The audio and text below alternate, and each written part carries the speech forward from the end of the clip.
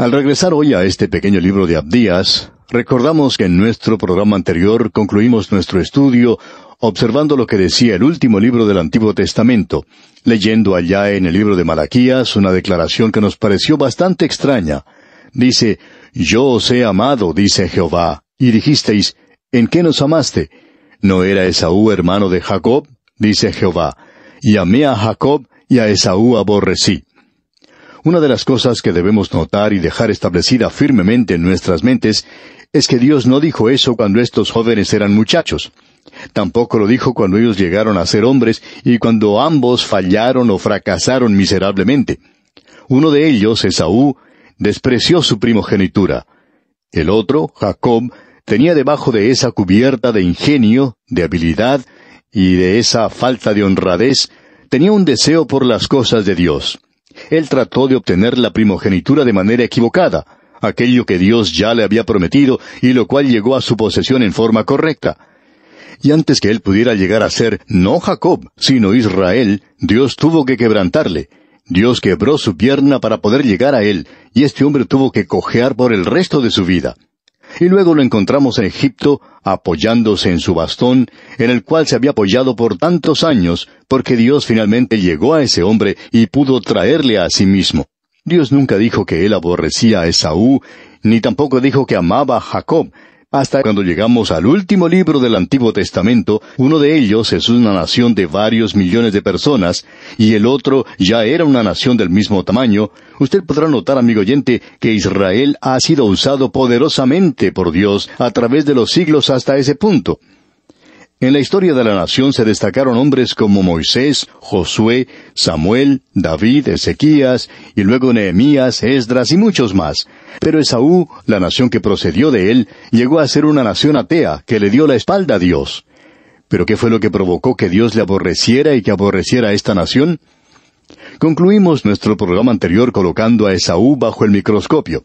Y cuando usted coloca algo debajo de un microscopio, esto aumenta su tamaño. En lugar de tener a un hombre, usted tiene ahora una nación, y Esaú ha sido aumentado a una gran nación. Y ahora podemos apreciar el defecto. Uno puede comenzar a ver aquello que es el verdadero problema. En el día de hoy, si una persona enferma de cáncer, los médicos toman una pequeña porción de la parte afectada y la colocan bajo el microscopio. Uno no puede verlo así a simple vista, pero cuando coloca eso bajo el microscopio, se puede apreciar todo lo que es la enfermedad. Y aquí podemos echar una mirada a este hombre Esaú. Esaú es Edom. Eso fue repetido 3 veces allá en el libro de Génesis. Ahora estamos observando a Esaú, pero vemos a Edom. Podemos ver esta gran nación. Ahora, ¿cuál fue el pecado de ellos? Bueno, leamos ahora el versículo 2 de este libro de Abdías. He aquí, pequeño te he hecho entre las naciones. Estás abatido en gran manera. Esta nación, porque ellos eran una gran nación, como vamos a poder apreciar dentro de unos instantes, esta gente había sido abatida, o está por ser abatida. Creemos que esa es una profecía que mira hacia el futuro, pero desde el punto en que nos encontramos hoy, podemos ver que ya ha sido cumplida. Ahora queremos observar esto. ¿Qué fue eso? El versículo 3 nos dice, «La soberbia de tu corazón te ha engañado, tú que moras en las hendiduras de las peñas, en tu altísima morada, que dices en tu corazón, ¿quién me derribará a tierra?» ¿Qué fue lo que Dios dijo que era la razón para su aborrecimiento? Bueno, fue la soberbia, el orgullo. Estamos seguros que en el momento en que decimos esto, muchos de nuestros oyentes quizá hayan quedado un poco desanimados. Y quizá digan, «Bueno, ¿y eso es todo? No lo comprendo. El orgullo no es algo tan malo, ¿verdad?» Bueno, amigo oyente, permítanos mostrarle cómo en el día de hoy algunas cosas han quedado fuera de proporción. Supongamos que digamos que conocemos a cierto creyente que está bebiendo demasiado y quisiéramos pedirle su consejo en cuanto a qué es lo que debe hacer con él la iglesia a la cual él pertenece. Estamos seguros que la mayoría de los oyentes diría que debería ser disciplinado y que no debería pertenecer a la membresía de la iglesia. Y si usted dice eso, estamos de acuerdo con usted. Ahora supongamos que le dijéramos que un oficial de cierta iglesia fue atrapado por la policía el otro día robando un supermercado. Él es un ladrón. Y entonces nosotros le preguntamos, ¿qué piensa usted que la iglesia a la cual él pertenece debiera hacer con él? Y usted quizá diría, bueno, estamos seguros que él debería ser sacado de la membresía de la iglesia, que debería ser disciplinado. Y si usted dice eso, entonces estamos de acuerdo con usted. Ahora, supongamos que nosotros le decimos que conocemos a un miembro de cierta iglesia que estaba lleno de soberbia y orgullo, una de las personas más orgullosas que hemos conocido. Y le preguntamos a usted, amigo oyente, ¿qué piensa usted que la iglesia debiera hacer con él? Nos atrevemos a decir que ninguno sugeriría que debiera ser expulsado de la iglesia. De seguro que la mayoría de los oyentes demostraría cierta ternura, cierta compasión y diría, bueno, yo pienso que el pastor debería conversar con esa persona. Alguien debería decirle a él que está equivocado en tener orgullo, pero no es un pecado tan malo después de todo. Eso no se demuestra muy fácilmente. Él no se está emborrachando, no está robando, ni está mintiendo. ¿Le sorprendería a usted, amigo oyente, si le dijéramos que ante los ojos de Dios, el orgullo, la soberbia, es peor pecado que el embriagarse? La Biblia tiene mucho que decir en cuanto a la embriaguez. Hemos estado pensando mucho en cuanto a esto, no solo en referencia a la condición del día presente, sino en cuanto a aquello que hizo caer a la nación de Israel. Dios dijo que fue a causa de su embriaguez que ellos fueron derribados. Eso fue lo que provocó la caída de Babilonia, lo que provocó la caída de Alejandro Magno, lo mismo que sucedió con Roma y con muchas de las grandes naciones, y puede que ocurra lo mismo con nuestras propias naciones. Pero, amigo oyente, debemos decirle que delante de Dios, el orgullo es peor que eso. Esto, a propósito, es algo que llega hasta donde nosotros vivimos y nos toca muy de cerca. Esto es algo muy importante porque es el punto de contacto de su vida y la mía que se encuentran con Dios. Nosotros tenemos aquí la perspectiva correcta. Permítanos decirle, amigo oyente, que el orgullo es el pecado de los pecados, es el peor de todos los pecados. Es algo que la Escritura condena sobre todo lo demás. Vamos a mencionar algunas citas bíblicas en cuanto a esto. Dios dice que Él aborrece el orgullo, la soberbia, y si eso es lo que ha atacado más a Edom, Dios puede decir, a Esaú aborrecí a causa de la soberbia. No estamos diciendo que es un pecado imperdonable, pero debemos decir que si hubiera algo que es imperdonable, este pecado podría serlo ciertamente. Notemos lo que dice el escritor de los Proverbios allá en el capítulo 6, versículos 16 al 19. 6 cosas aborrece Jehová, y aun 7 abomina su alma. Número 1, los ojos altivos. Número 2, la lengua mentirosa. Número 3, las manos derramadoras de sangre inocente. Número 4, el corazón que maquina pensamientos inicuos. Número 5, los pies presurosos para correr al mal. Número 6, el testigo falso que habla mentiras. Y número 7, el que siembra discordia entre hermanos.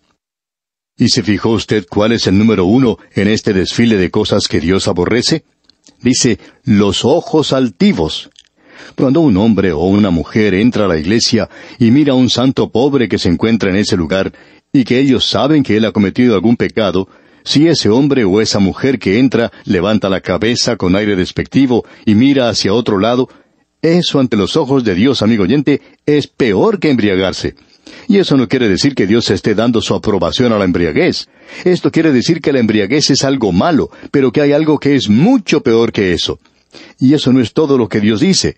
En Santiago capítulo 4, versículo 6 leemos, Dios resiste a los soberbios y da gracia a los humildes. Y Él siempre está del lado del humilde. Como hemos visto, Dios siempre aborrece los ojos del altivo. Y Él dice, el temor de Jehová es aborrecer el mal, la soberbia y la arrogancia. Allá en Proverbios 8:13. Juan nos dice en su primera epístola, capítulo 2, versículo 16, porque todo lo que hay en el mundo, los deseos de la carne, los deseos de los ojos y la vanagloria de la vida, no proviene del Padre, sino del mundo. ¿De dónde viene el orgullo? Si hay algo que venga del diablo, es el orgullo. Hay muchos santos en las iglesias hoy que tienen orgullo de su raza, orgullo de su rostro y orgullo de la gracia. Hasta hay quienes son orgullosos de haber sido salvados por gracia. Eso no debería hacerle orgulloso a usted, amigo oyente. Eso es algo de lo cual no nos debemos jactar. Es algo por lo cual deberíamos glorificar a Dios, pero debería hacernos humildes. ¿No le da vergüenza a usted, amigo oyente, que haya tenido que ser salvo por gracia porque usted es un pecador tan miserable? Me hubiera gustado tener algo que ofrecerle a Dios por la salvación que me ha dado, pero no tengo nada. Por tanto, tengo que ser salvo por gracia, y ni siquiera puedo jactarme de eso. Hay muchos hoy que se están jactando del hecho de que han sido pecadores. Dios les da gracia a los humildes. Se nos dice, haya pues en vosotros este sentir que hubo también en Cristo Jesús. Ahora, ¿qué clase de sentir es ese? Es la humildad. Él dijo, soy manso y humilde, y por esa razón llevad mi yugo sobre vosotros. Y ese, después de todo, fue el pecado de Satanás, el orgullo. Creemos que eso es lo que hoy ha destruido el testimonio de muchos creyentes y los ha hecho muy inefectivos para Dios. Lo que ellos hacen es algo para jactarse, y lo que están construyendo es nada más que algo de paja. No están construyendo en el cimiento de Cristo, que es oro, plata y piedras preciosas.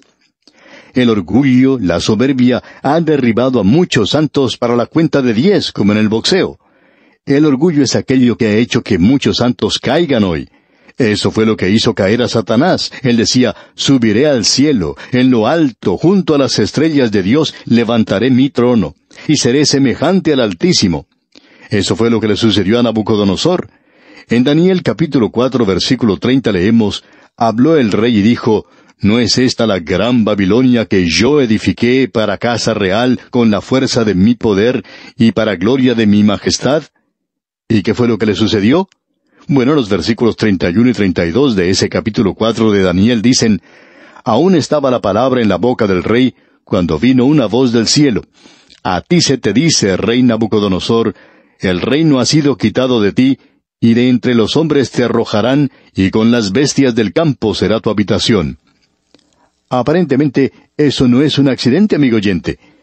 Los psicólogos del día de hoy llamarían a eso histeria, que le llevó a una forma de amnesia, provocando que ese hombre no supiera dónde estaba, y entonces actuaba como un animal del campo. ¿Por qué? Porque cuando un hombre se eleva por el orgullo, no es elevado, sino que baja al nivel de los animales. Y ese es el cuadro de él. Y Dios degradó a ese hombre, lo bajó al nivel de las bestias del campo.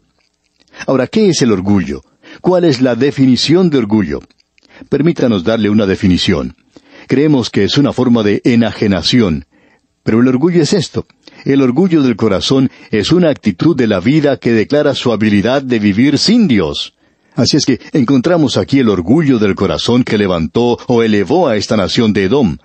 Y como Esaú, quien despreció su primogenitura, con la cual compró un plato de lentejas, aún en el hogar de Abraham, donde había suficiente para comer, él gustó más de ese plato de lentejas que de su propia primogenitura.